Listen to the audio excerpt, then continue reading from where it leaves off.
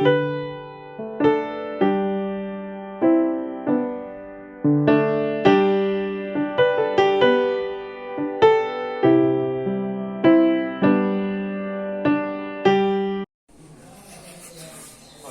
irmãos, vamos continuar nosso estudo de Salmos.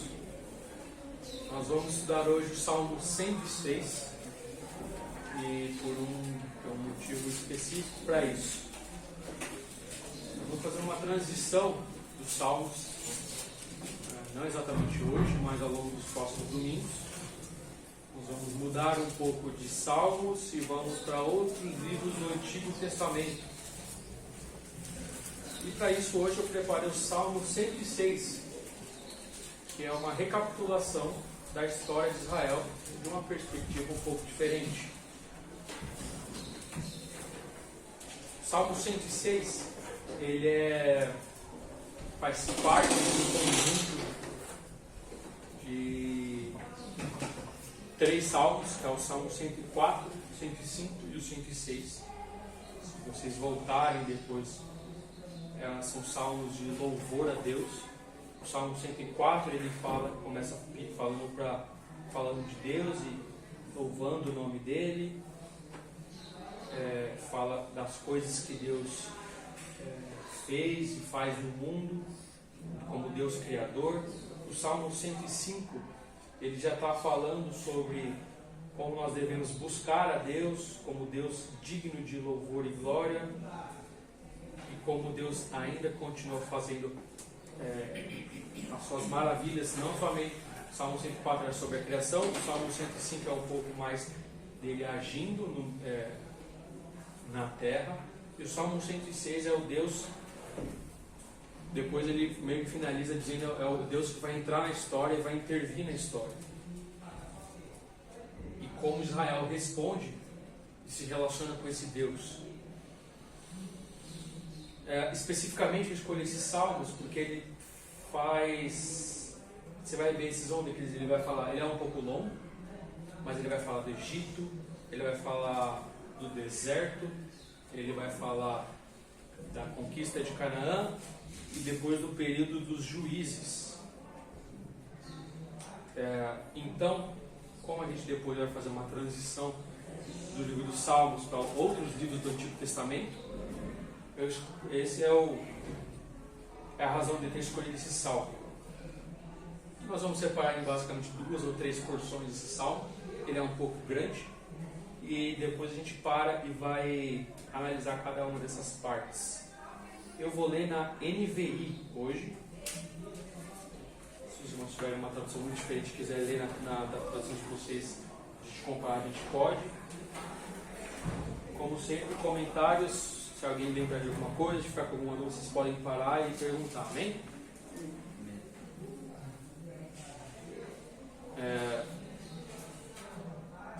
Eu vou começar lendo então. Salmo 106. Estou lendo na NVI. Versículo 1. Aleluia! Dêem graças ao Senhor, porque Ele é bom. O seu amor dura para sempre. Quem poderá descrever os feitos poderosos do Senhor ou declarar todo o louvor que lhe é devido? Como são felizes os que perseveram na retidão, que sempre praticam a justiça. Lembra-te de mim, Senhor, quando tratares com bondade do teu povo. Vem-me ao auxílio quando os salvares, para que possa testemunhar o bem-estar dos teus escolhidos. Alegrar-me com a alegria do teu povo e louvar-te junto com tua herança. Olha que interessante, ele está começando a falar que o Senhor é digno de louvor, e como Ele é bondoso e poderoso, né? E começa falando sobre o fato de quem é que pode declarar todas as coisas, né? Que Deus declara todo louvor que é devido a Deus. Ele vai descrever aqui os feitos do Senhor. Ele começa falando, olha, basicamente assim, quem é que pode fazer isso? Apesar disso, ele vai tentar descrever algumas coisas que Deus fez e por que a gente deve louvor a Ele. E ele começa com uma posição humilde aqui, né, ao Senhor. Quando ele vai começar, antes de começar a escrever a história que ele vai escrever, ele já fala que Deus é digno de louvor e que as pessoas não conseguem dar o louvor devido a ele. E ele já pede desculpas de antemão, assim, desculpas, você já pede misericórdia. Ele fala aqui: lembra-te de mim, Senhor, quando tratares com bondade o teu povo, vem meu auxílio quando o salvares. E ele diz por uma coisa específica, porque quando ele vai descrever a história de Israel, não é uma história bonita. E isso é uma coisa que eu vou tentar deixar claro nas próximas aulas, quando a gente for estudar os outros livros do Antigo Testamento. Não é uma história legal de se ver, de se ler. Não é uma história legal de se estudar. Porém, nisso se consiste a glória e a graça de Deus. Porque apesar disso, a gente vai ver uma mistura de o povo de Israel se tornando um povo pagão, pior do que os povos da terra. E mesmo assim, Deus falando: eu vou resgatar vocês. Eu vou preparar um caminho para vocês. É uma mistura entre, vai ver o povo cada vez pior e Deus falando assim. Nisso consiste a graça de Deus, né? Um povo assim, mesmo um povo assim, Deus se compadecendo e preparando um caminho de redenção. E por isso mesmo o salmista já fala, né? Senhor, lembra-se de mim quando você tratar com bondade. Porque nós, aqui é a época que foi escrito esses salmos, a primeira parte dele é a parte de... Nós estamos aqui no deserto, né? Após o êxodo. E as bênçãos do Senhor, elas ainda não... nessa porção aqui, elas não foram... Não se concretizou o que Deus estava prometendo ainda. Então existia uma esperança futura de redenção que o povo ainda estava por experimentar. Essa é a primeira parte. Tá? A segunda parte, que nós vamos ler do Salmo 106, ela já foi escrita no período dos juízes, que vai ser complementado. Mas aqui ele já fala assim: olha, não é uma história bonita, porque nós pecamos, nós temos problemas. E quando o Senhor cumprir as suas promessas, lembra-se de mim com bondade. Ele diz aqui, versículo 4, né? Lembra-te de mim, Senhor, quando tratares com bondade o teu povo, vem meu auxílio quando o salvares. Ou seja, Deus ainda vai cumprir as promessas que ele tinha feito. E tem um motivo específico para isso. É interessante como o salmista coloca dessa maneira assim. Por que ele quer ser tratado com bondade? Não é porque ele... o que eu quero viver bem, ou que eu quero me ver livre dos problemas. Mas ele fala aqui, versículo 5, para que ele quer ser tratado com bondade e ser salvo? Para que eu possa testemunhar o bem-estar dos teus escolhidos, alegrar-me com a alegria do teu povo e louvar-te junto com tua herança. Interessante, né? Ele quer testemunhar as bênçãos que Deus deu, ou seja, quando o povo for conquistar a terra, estiver tudo tranquilo, ele vai testemunhar, dizer: olha, Deus ele prometeu isso e está se cumprindo, como a gente vai ver também nos livros que a gente vai estudar do Antigo Testamento. E não somente isso, testemunhar do bem-estar do povo, dos escolhidos de Deus, Deus dando, isso era uma promessa do descanso. A gente vai ver também isso nos livros, dependendo de qual livro a gente for estudar, se Reis ou Crônicas, mas isso era uma promessa de Deus, que é não somente conquistar a terra, um lugar para as pessoas ficarem e viver, mas um lugar de descanso, porque nós estamos num período de caminhada no deserto. É como se isso num período difícil da sua vida, e você espera o quê? Que Deus te abençoe e que você tenha descanso. Mas ele fala aqui um descanso conjunto aqui do povo, como Deus tinha prometido. Então ele diz aqui: testemunhar o bem-estar dos seus escolhidos e alegrar-me com a alegria do teu povo e louvar-te junto com a tua herança. Ou seja, ele quer que Deus seja bondoso com ele quando ele salvar o povo, que ele junto possa ser salvo para ele poder louvar a Deus, porque Deus tinha cumprido as promessas dele. aqui depois ele se humilhar e pedir a misericórdia de Deus já, ele começa numa descrição, né? Versículo 6. É interessante como ele leva o pecado de Israel como um pecado nosso. É bem interessante essa linguagem assim.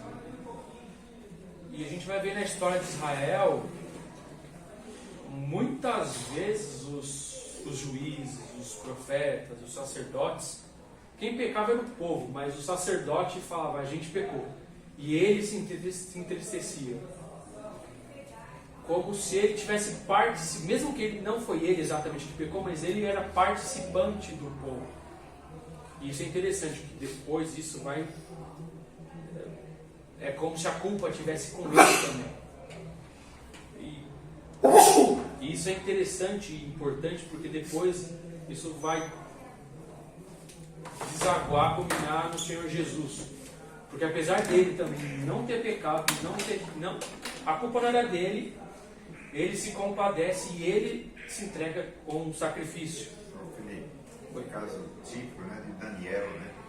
Daniel diz, nós transgredimos, nós pecamos. E ele era o cara que não tinha feito isso. Ele poderia falar, quem pecou foram eles, eu estou tranquilo. Mas é interessante essa linguagem que é utilizada assim. Principalmente porque Deus ele vem escolher um povo. Assim. Ele não fala, tudo bem, Deus salva individualmente, mas ele escolheu um grupo de pessoas. E nós somos parte de um mesmo, hoje nós podemos pensar que nós somos parte de um mesmo do corpo de Cristo. Né? Enfim, vamos prosseguir aqui. Versículo 6. Pecamos como os nossos antepassados, fizemos mal e fomos rebeldes.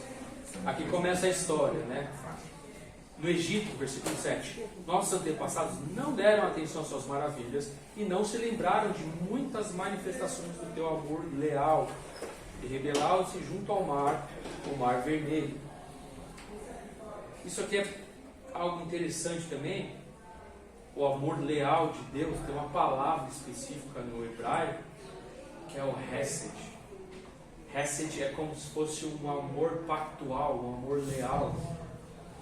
Ele tem um significado que talvez em português não consiga traduzir para a gente. Ele traduz como amor leal, mas é como se fosse um ambiente onde acontece o amor pactual de Deus. Felipe, eu não queria atrapalhar só, mas eu precisei sair, porque eu espirrei e fui lá. Tranquilo. Você citou aí que o povo era mau, né? E o salmista está pedindo para Deus ser misericordioso, assim como. Então eu quero fazer dar um exemplo. Eu não sei, e acho que isso vai ajudar. Imagina alguém, um filho, um jovem, uma criança que tenha pais poderosos, os irmãos poderosos e tal, rico, e normalmente, frequentemente, esse menino, essa criança, esse jovem é folgado. Ele acha que os pais vão resolver tudo para ele por causa da influência e da posição e poder que tem. Muitos crentes é semelhante a esse povo do Egito, de entender que porque Deus é poderoso, eu fico imaginando que aquele povo lá no Egito, quando saíram do Egito, eles viram tantos sinais, tantas maravilhas, mas eles não se colocavam com humildade, ou saber que Deus tem todo esse poder. Mas eles achavam que Deus tinha que resolver tudo assim. Como se a gente ficasse mal acostumado. Mal acostumado. Eles viram codornizes, maná, brotar da terra e achar, então agora eu quero lasanha, eu quero um suco de uva aqui, Deus. Você me alimentou, mas agora Em comparação a hoje, é como se a gente quisesse ter as coisas achando que Deus tem a obrigação de nos dar. Não é bem assim. O papel, né, de quem era o servo. É isso. É esse comentário. É interessante esse comentário, que depois Paulo vai tratar isso, quando algumas pessoas estavam se vangloriando, não sei, Corinto, tá? Mas ele fala assim, caso as coisas, tudo é de vocês, tal, você Cristo, os apóstolos, tudo é seu, né? E as pessoas estavam meio que se vangloriando, achando que dele fala, a comparação que ele fala nesse texto é: vocês ganharam essas coisas, por que vocês estão se vangloriando? Daí é como se fosse, é muito interessante Paulo tratando disso, e é muito atual, porque, igual você falou, imagina alguém que é herdeiro. Pensa em alguém que é herdeiro. E ele, eu sou herdeiro. A gente pensa, eu acho que ele tem uma vida boa. Ele é herdeiro, por que ele fica se achando se ele é herdeiro, né? Imagina alguém chega muito rico e fala, eu sou rico, não sei o que. Ele fala, você trabalhou mesmo por isso? Não, você é herdeiro. A gente não pensa assim? Você não trabalhou por isso. Paulo usa o mesmo argumento. Ele fala, gente, vocês ganharam essas coisas. Vocês são herdeiros, assim. Se vocês não trabalharam, por que vocês estão se vangloriando como se vocês tivessem, como fosse o rei da cocada preta? E é isso. Paulo trabalha muito bem isso, assim, isso depois. E uma questão, né, da pessoa, normalmente, a que tem, ela deseja aquilo que ela não tem. Ela nunca é o ela suficiente. Ela não agradece por aquilo que ela já tem. Não porque agradece. é aquilo que ela... A nossa natureza, ela é ruim. Nossa natureza, ela é ruim. E a gente precisa se lembrar, igual o salmista está falando, da misericórdia de Deus, né? E Paulo, como ele trata isso, é muito bem assim. Vocês ganharam essas coisas. Por que vocês estão... É como se fosse quem é herdeiro, se acha que é poderoso. A gente mesmo fala, você é herdeiro. Por que você está se vangloriando? Você herdou essas coisas, você não trabalhou por isso. A gente pensa assim, e Paulo usa o mesmo argumento. Vocês ganharam essas coisas. Não tem por que vocês se vangloriarem, se acharem. E tudo é de vocês. Cristo, os apóstolos, a palavra. Então, assim, cada um a gente tem que reconhecer o nosso lugar, né? E o salmista reconhece muito bem aqui. Ele começa o salmo se reconhecendo e o lugar dele, né? Mas, assim, focado nesse aspecto que eu quero trazer do amor leal, isso é muito importante, que ele fala do amor leal de Deus, que no original chama Hesed, que é o ambiente onde acontece a graça e a misericórdia, onde Deus, ele não depende daquele que está recebendo a graça, não depende das pessoas que vão receber a graça. As pessoas não merecem, elas não vão fazer por merecer, mas Deus entrega a graça e trabalha por isso. E isso a gente vê todo o Antigo Testamento, Deus falando, vocês são maus, vocês não merecem, vocês me rejeitaram, mas eu vou resgatar vocês, eu vou fazer de um jeito aqui que vocês vão ser resgatados. E Deus age isso de muitas maneiras. De maneiras como Ele mesmo fala, que assim, ninguém nunca vai imaginar que eu poderia fazer um negócio desse. E isso aparece muitas vezes, o amor leal de Deus, o amor pactual. Deus fez um pacto que não depende, normalmente a gente faz um pacto, se você fizer isso, eu te faço isso, né? Deus, isso é muito importante, o amor leal dele. Deus não precisa disso. Deus fala, eu vou cumprir a minha palavra aqui, eu vou trazer justiça, como a gente vai ver, Deus vai punir o povo de Israel, para Israel se lembrar dele. Mas no final das contas, Deus não precisa que a outra parte cumpra o contrato, a outra parte do contrato. E a gente vai voltar nisso, porque isso vai aparecer muitas vezes, o amor leal de Deus, o amor pactual. E o ponto alto disso é o Senhor Jesus. Deus entrega a Ele mesmo, se entrega, e a gente não consegue cumprir a nossa parte do contrato. Prosseguindo aqui. Rebelaram-se junto ao mar, o mar vermelho. Contudo, Ele os salvou por causa do seu nome, para manifestar o seu poder. Repreendeu o mar vermelho e esse secou. E Ele os conduziu pelas profundezas como por um deserto. Salvou-os das mãos daqueles que os odiavam. Das mãos dos inimigos os resgatou. As águas cobriram os seus adversários, nenhum deles sobreviveu. E então creram nas suas promessas e a Ele cantaram louvores. Mas logo aqui então, ele está falando, ó, abriu o mar vermelho, o pessoal passou, e o que aconteceu? Versículo 13. Mas logo se esqueceram do que ele tinha feito e não esperaram para saber o seu plano. Dominados pela gula no deserto, puseram Deus à prova nas regiões áridas. O que ele está dizendo aqui? Ah, Senhor, eu estou com fome, a gente não tem água, não tem comida. No deserto, no Egito, a gente era escravo, mas a gente tinha pão, a gente tinha trabalho. Não sei se vocês se lembram dessa parte no Êxodo. Eu não quero voltar no Êxodo, porque a gente tem 40, 50 capítulos, versículos para ler, tá? Mas eu imagino que essas coisas sejam frescas na cabeça dos irmãos. Versículo 14, né? Dominados pela gula no deserto, puseram Deus à prova nas regiões áridas. E deu-lhes o que pediram, mas mandou sobre eles uma terrível doença. Versículo 16, no acampamento tiveram... Vocês se lembram dessa parte que Deus puniu as pessoas no deserto, quando eles puseram Deus à prova? Tem várias passagens que isso acontece, né? Quando às vezes abre um buraco no chão e engole as pessoas, tem as serpentes no deserto, tem vários momentos que isso acontece, que ele acaba descrevendo aqui.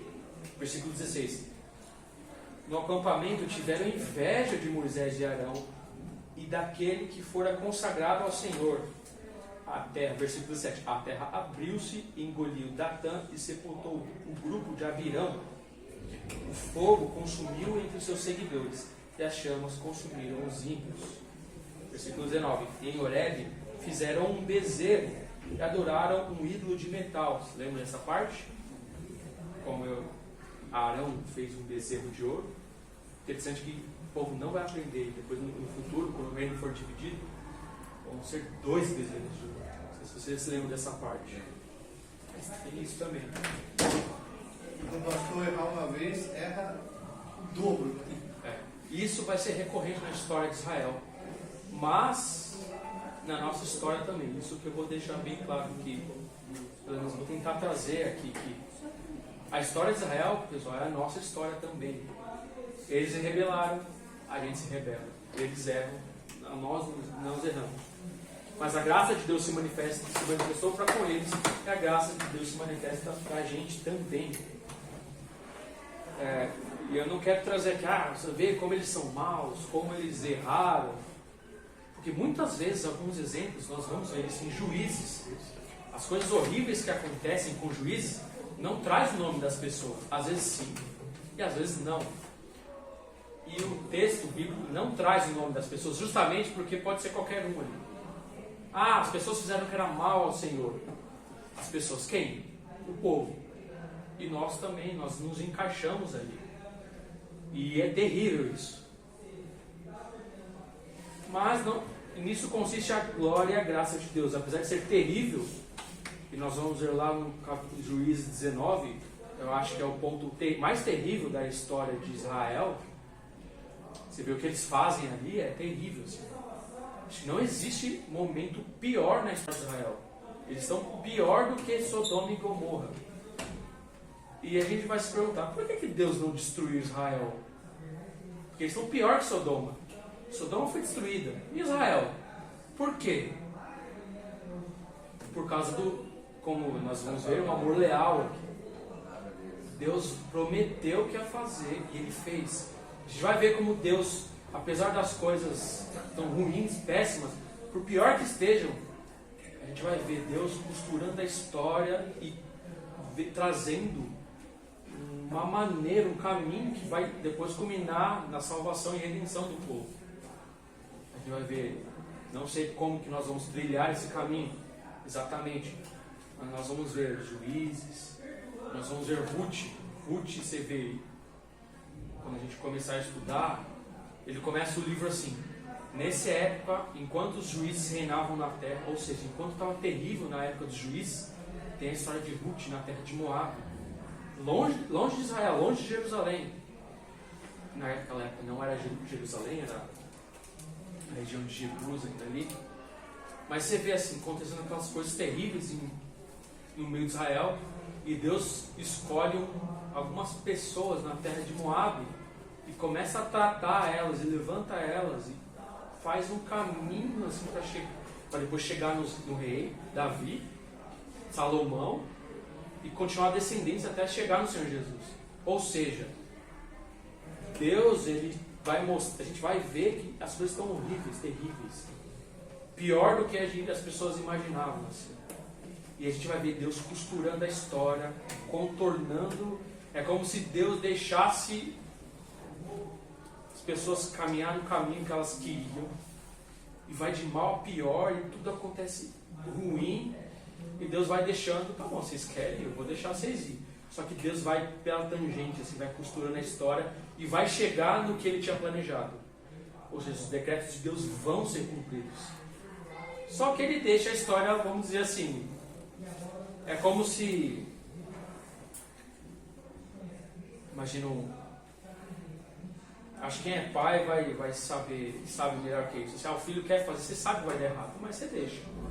No final vai chegar onde o pai sabia que ia acontecer e o pai vai ajudar o filho. Mas o pai dele, não, pode ir, para você ver com seus próprios olhos o caminho que é trilhado, assim, né? E Deus faz a mesma coisa, a gente vai ver isso. Na época dos juízes, na época, quando está acontecendo na época dos juízes, está acontecendo Ruth, na época dos reis, na época, o povo escolhe um rei que não era o que Deus queria, que era Saul, mas Deus costura a história e traz Davi. Não dá certo com Davi, não dá certo com Salomão. Tem o reino dividido, tem o exílio, tem a volta do exílio, e isso aí já tem, sei lá, quase 1000 anos de história de Israel. Mas é isso que a gente vai ver, tá? Eu estou dizendo tudo isso que eu estou dando dicas, spoilers de que a gente vai ver daqui para frente. Coisas que o salmista aqui já está pontuando aqui, tá bom? A gente pode ir no versículo 19, né? 20. Adoraram um ídolo de metal. Versículo 20. Trocaram a glória deles pela imagem de um boi que come capim. Esqueceram-se de Deus, seu Salvador, e que fizera coisas grandiosas no Egito, maravilhas na terra de Cã, e feitos temíveis junto ao Mar Vermelho. Por isso, ele ameaçou destruí-los, mas Moisés, seu escolhido, intercedeu diante dele, para evitar que a sua ira os destruísse. Eu não sei se alguém tem uma tradução que colocou assim na brecha, um pouco diferente. Aqui está interposto. Interposto? Tá. Se Moisés não houvesse interposto. É interessante qual o papel de intercessor de Moisés, né? Foi o que Jesus fez. É isso que a gente vai ver na história, que é assim. Sempre tinha um intercessor, ou alguém que era como se fosse intercessor, libertador, alguém que intermediasse a relação entre o povo e Deus. A gente vai ver muito claro isso com Salomão. Deus especificamente fala: o bem-estar do povo depende da sua fidelidade. A gente vai ver que assim não deu certo. Salomão não conseguiu. E a impressão que dá é assim, como também não deu certo com Moisés, né? Porque Moisés não foi perfeito. E a impressão que dá, assim, sempre falta alguma coisa. Parece que sempre tá. E o povo fala, mas um dia vai vir alguém que vai salvar. Um dia vai vir algo que vai ser perfeito. Um dia vai vir uma relação perfeita com Deus. Um vaso de barro, assim, né? E é interessante, assim, a gente vai ver isso. Moisés, Josué, os juízes, os reis, os profetas. Os profetas vinham mais para alertar, né? Mas vai ver assim, a relação de Deus com o povo dependia de um intermediário, como Moisés aqui, mas nunca é perfeito, nunca, parece que está faltando alguma coisa. Versículo 24. Também rejeitaram a terra desejável, não creram na promessa dele, queixaram-se em suas tendas e não obedeceram ao Senhor. Aqui está falando do quê? Da murmuração. Ouvia tudo aquilo e murmurava. É uma das piores coisas, a murmuração. Coisas que a gente vê que Deus odeia, é o orgulho, coração altivo, e murmuração. E é diferente a murmuração do lamento, tá? Os salmos basicamente é lamentação em todos os salmos, mas não é murmuração. Existe uma diferença, existe uma maneira de nós, vamos dizer, nos queixarmos, pedir a Deus, perguntar a Deus por que isso está acontecendo. Porque os salmos é assim, mas é diferente da murmuração. Tem espaço para a gente lamentar, para a gente chorar, para a gente clamar, mas para murmuração não. E é diferente, eu não quero tratar disso porque é complicado, porque envolve dor física, dor mental, dor espiritual, e é muito complicado isso. Não posso falar, pessoal, não murmure, não lamente, mas eu sei que eu não quero trabalhar nisso agora, não quero fazer uma teologia da dor aqui, mas existe espaço para lamento, para questionamento de Deus, mas não para murmuração. E a Bíblia está recheada disso. Salmos é só lamento, só e Jó também, questionando Deus, perguntando por que isso está acontecendo. Enfim, só quero pontuar que existe uma diferença aqui. No caso do povo, houve murmuração. E Deus, as coisas que Deus odeia, coração altivo, coração orgulhoso, pessoas que derramam sangue rapidamente, assassinos, e murmuração. Versículo 26. Assim, de mão levantada, ele jurou que abateria no deserto e os dispersaria os seus descendentes entre as nações e os espalharia por outras terras. Isso aqui está falando do quê? Do exílio já. Versículo 28. Sujeitaram-se ao jugo de Baal Peor e comeram sacrifícios oferecidos a ídolos mortos. Baal Peor é um problema que vai ficar na história de Israel muito tempo. Jezabel vai lá na frente, os israelitas vão ficar adorando o Baal Peor aqui, assim. E a gente vai ver no capítulo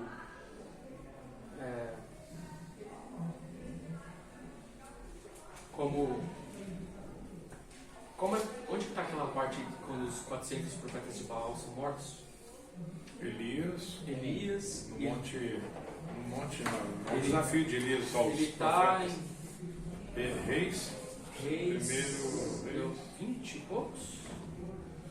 Então, o ponto é, Baal Peor aqui, ele é um problema na história de Israel, e nessa Elias é como se fosse uma batalha entre os deuses, assim, a maneira como é descrita, assim, é como se assim, o Deus de Israel verdadeiro tem uma briga entre os deuses e o Deus de Baal, e a gente vai ver que vai se estender durante várias gerações, as gerações acho que 3 ou 4 gerações.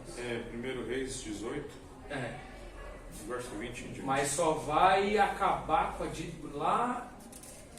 a dinastia de Onri. Vai ter Elias, vai ter Eliseu. É uma batalha, vamos dizer assim, entre Deus fazendo as maravilhas dele e o povo se adorando a Baal, assim. E Deus sempre mostrando, não, quem manda é ele, quem é mais poderoso é ele. Baal era Deus da fertilidade, Deus vai lá, se o Deus de vocês é o Deus Baal da fertilidade, então não vai ter chuva na terra. Ou seja, ele é o Deus da fertilidade, mas quem manda aqui sou eu, e ele não cai chuva sobre a terra. Mas aí ele alimenta a viúva com azeite, sabe, dizendo, quem eu que dou sustento. E a gente vai ver essa batalha aqui, assim, e no final, Deus sai vitorioso, assim, quando ele promete que a dinastia de Onri ia acabar, assim. E tem uma coisa específica que mostra que a dinastia acabou, que quem sobe no trono é o irmão do cara lá, e não o filho dele, ou seja, a dinastia dele acabou. Deus venceu a batalha contra Baal. Mas a gente vê aqui que logo, assim, tem uns 200, 300 anos que Baal fica ali, o povo adorando aqui, já começando no deserto. Versículo 29. Provocando a ira do Senhor com os seus atos, de uma praga mortal irrompeu entre eles. Mas Finéias se interpôs para executar o juízo. Vocês lembram de Finéias? O zelo, falou que ele foi zeloso. Espada e matou o casal. Finéias é interessante, porque depois ele tem um problema também com ele, mas ele é motivo de zelo. É interessante que a gente olha e pode isso, né? O cara pegou uma lança, atravessou 2 pessoas com a lança. Mas ele foi visto como zeloso da obra de Deus. E Paulo se baseia nisso aqui também, tá? Quando ele perseguiu os cristãos. Por isso que ele perseguindo, torturando, porque esse era o modelo de zelo ali, assim. E de fato, isso é o que o povo merecia, tá? Mas, de novo, depois a gente vê a graça de Deus. Né? O que Finéas fez não é que estava totalmente errado, porque isso é o que o povo merece, mas Deus depois não trata a gente assim. Bom, mas é outro ponto. Finéas e a prova foi interrompida. Versículo 31. Isso lhe foi creditado como um ato de justiça que para sempre será lembrado por todas as gerações. Paulo se lembrava disso, se baseava nisso para perseguir os cristãos. Versículo 32. Provocaram a ira de Deus junto às águas de Meribá, e por causa deles Moisés foi castigado. Rebelaram-se contra o Espírito de Deus e Moisés falou sem refletir. Moisés acaba pecando também, não vou entrar nisso. Mas é Moisés, né? Moisés, às vezes, é um cara que parece que foi tudo certinho e ele não entrou na terra do Egito. Assim. Moisés, era o cara, né? Ele era o cara, assim, você vê. E Paulo vai tratar isso de maneira como um alerta pra gente. É um puxão de orelha aqui. Interessante como Paulo trata isso, porque Paulo está puxando a orelha dos coríntios, só que a mão dele é tão pesada que puxa a nossa orelha também.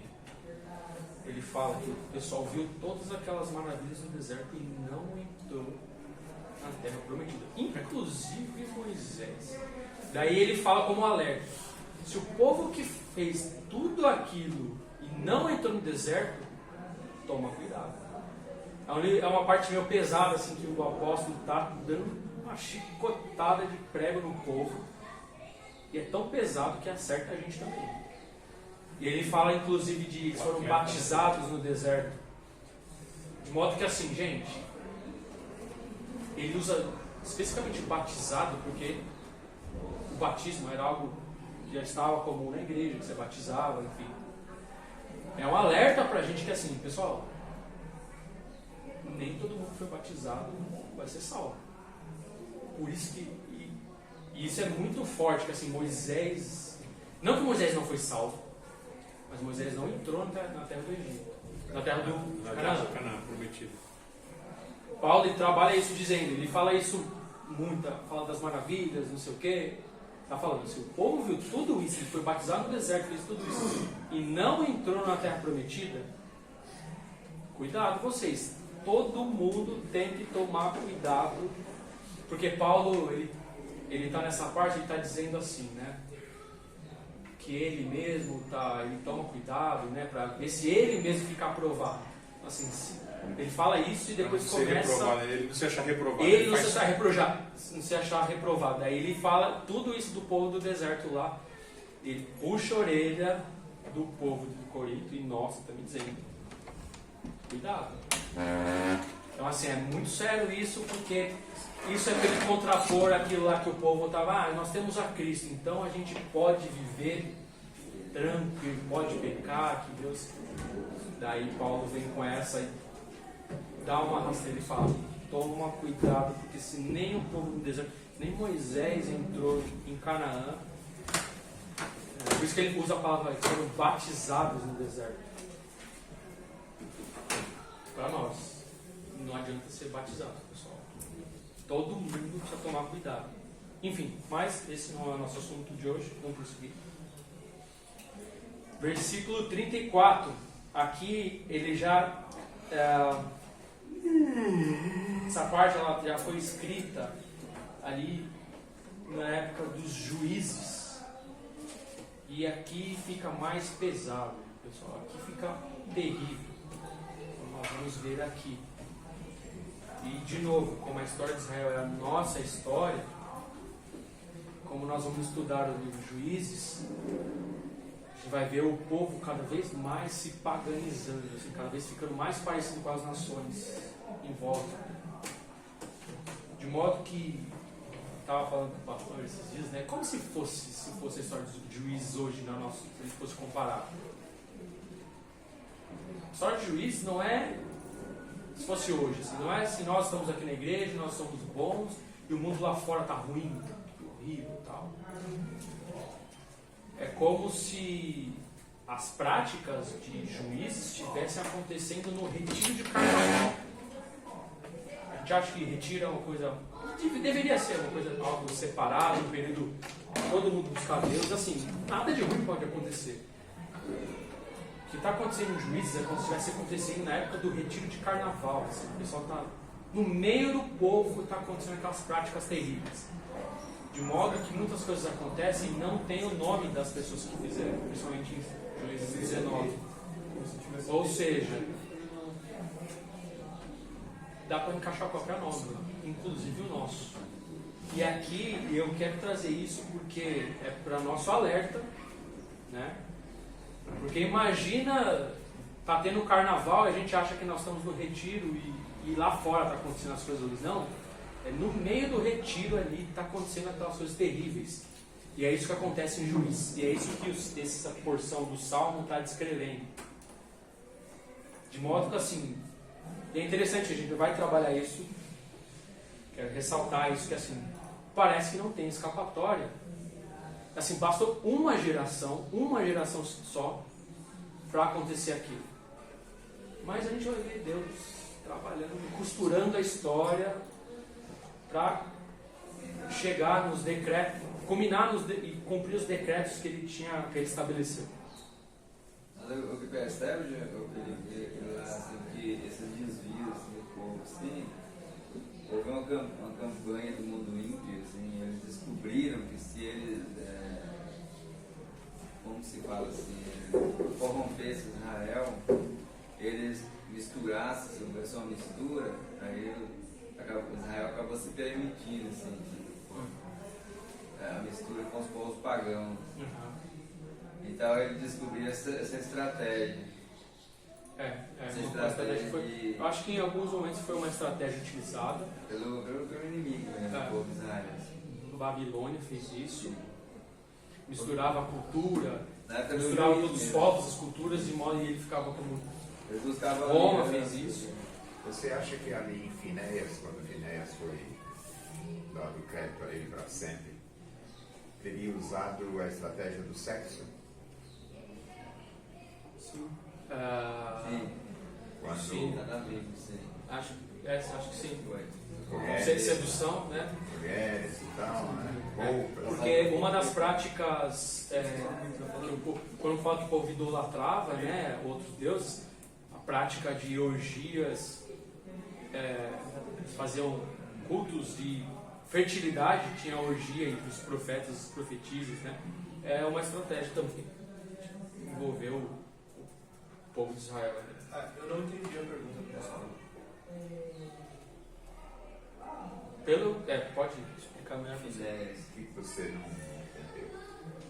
Você lembra o que está acontecendo na Canaã? Exato nesse O assunto do caos, sim, né? Porque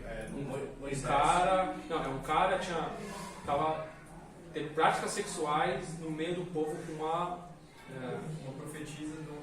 eu não lembro quem era a mulher. Era filha do Mas era pagã. Era pagã. Era pagã. Cosbi, né? Acho que é. Não, e beleza, aí Finés foi lá com a lança A e questão é parou o os outros. seguinte, que Balaão não conseguiu Não conseguiu amaldiçoar Amaldiçoar o povo. só. Mesmo sendo Mas ele solicitado, ensinou um jeito. Aparentemente ele vai dizer assim, olha, vou dar uma dica. Ele dá uma dica. Faz uma festa bem sensual, convida todo mundo que vai dar certo. Algo assim. E aí, Como fosse isso, a isca utilizada para derrubar o povo foi no caso a prática sexual. Porque o povo, parece que não teria oportunidade dessa vida sexual ali, mas os maiorais teriam. E aí? Entendi. E aí aí vai conhece se essa separar parte. Mas numa piada bem sem graça do pastor Cláudio, ele disse que o Baal de Israel foi sempre pior. O quê? Pior, Baal pior. O Baal foi sempre mas pior. essa é dele. Ele dá o crédito aí, mas essa é dele. Tem o mal pior, né? Versículo 34, Salmo 106. Aqui, especificamente, Deus fala assim: quando vocês entrarem na terra lá prometida, destruam todos os povos. Tudo. Só que eles não destruíram. Israel não seguiu ordem simples assim. Tinha que fazer isso. Eles não fizeram. Os povos que sobreviveram em volta, ali em Canaã, acabou culminando no povo se misturando. Foi isso assim. Se eles tivessem destruído todos os povos, eles não iam se misturar. E não ia acontecer o que aconteceu em Juízes. Tudo que acontece em Juízes é porque o povo não seguiu essa regra específica aqui, de destruir todos os povos. Eles destruíram, entrou lá com Josué, né, tal, começou ganhando a Jericó, perdeu Ai, mas depois ganhou outras campanhas. Na hora de dividir a terra, Deus fala assim: agora o restante de vocês não é uma campanha militar que todo mundo vai estar arrasando a terra ali, conquistando, mas assim, na hora de dividir a terra, cada tribo vai terminar de limpar o que sobrou, vamos dizer assim. E eles não fazem isso. A gente já está estabelecido aqui, vamos ficar aqui. E é por isso que ele cita esse versículo aqui. Porque o juiz, a época de juízo acontece porque eles não seguiram essa regra aqui. Versículo 34. Ó. Eles não destruíram os povos como o Senhor tinha ordenado. E o que eles fizeram? Em vez disso, misturaram-se com as nações e imitaram suas práticas. E aqui fica bem ruim, ó. Versículo 36. Prestaram cultos aos seus ídolos e se tornaram uma armadilha. Para ele. A armadilha lá, talvez do sexo, né, que a gente falou. Versículo 37. Sacrificaram seus filhos e suas filhas aos demônios e derramaram sangue inocente e o sangue de seus filhos e filhas sacrificados aos ídolos de Canaã. É o fim do mundo isso aqui. Assim. É um negócio terrível. Assim. Não, a gente vê o nível que chegou. Assim. E é interessante assim, como que você vê um povo que caminhou no deserto, que viu o Mar Vermelho, que chegou entrando lá em Jericó, ganhando aquela batalha, de fogo e tudo. ia se tornar isso aqui. É impressionante assim, como? Mas, de novo, é um alerta pra gente. Né? Se aquele povo que viu tudo aquilo, não, uma geração. Depois de Josué, foi os próximos. Então assim, é um alerta talvez aos pais aqui, assim, gente, é uma geração pra você pra gente se desviar, é uma geração. Passa seus filhos, se você tem seus filhos, já não pode não seja. Então assim, o alerta é sério, assim, não é brincadeira. Só que eles são ingratos e desobedientes. Quando você fala que não dá nome às pessoas, é justamente para trazer para a nossa realidade nos dias atuais. Porque cabe o nosso nome aqui. Versículo 39. Tornaram-se impuros pelos seus atos e prostituíram-se com suas ações. Por isso, acendeu-se a ira do Senhor contra o seu povo, e ele sentiu aversão por sua herança. Não vou tratar isso agora por causa do tempo, mas aqui é um termo muito forte. Felipe, Oi. na versão Almeida revista corrigida, está.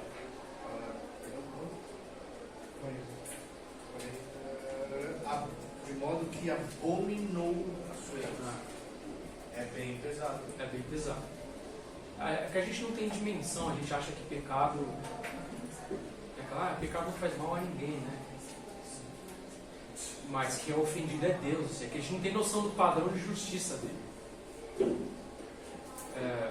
Isso é tão verdade que assim, a gente vai tratar disso também. O templo, não sei se lembra do templo, da tenda, que tinha umas divisões, né? Onde se documentava, o pátio, o santo e o santo dos santos.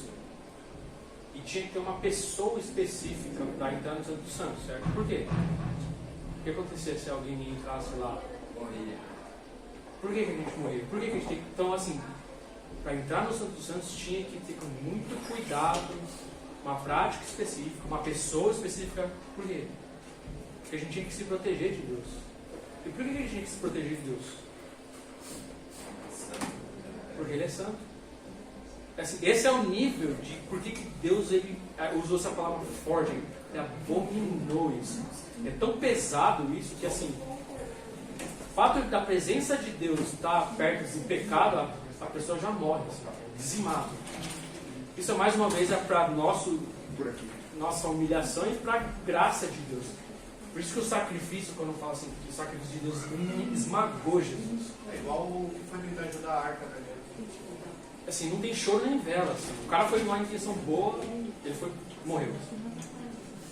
Para a gente entender o peso que é essas palavras aqui, né? E também do pecado. Será que depois assim, sabemos pelas histórias por exemplo, houve a pandemia, houve aquela grande restrição, todo mundo ficou restrito. Eu estava lendo uns tempo atrás que houve uma pandemia, acho que mesmo do século XX aí, e houve uma restrição muito feroz também, assim. Aí que depois dessa restrição foi tudo liberado, assim, diz que houve uma grande libertinagem no mundo, assim, e diz que nunca se houve, nunca tinha havido, assim, desde então, aquela libertinagem das pessoas fazendo sexo no meio da rua, acontecendo coisas horríveis, horrendas, assim, como descreve, assim, juiz.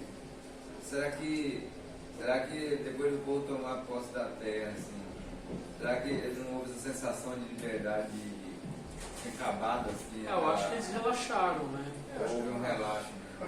E Deus falou assim, vocês vão entrar na terra, vocês vão relaxar e vocês vão me esquecer. Era para ser descanso, Deuteronômio, Deus, assim, né? A intenção de Deus é dar um descanso. Provavelmente como antes de longe, a França mesmo, recentemente. Esse descanso ele vem, tá? A gente vê lá em Salomão. Por isso que Salomão constrói o templo. Ele fala que Davi combateu e ele pacificou aqui, por isso está tranquilo, eu vou. Esse descanso vem, mas vai ver que não é descanso perfeito.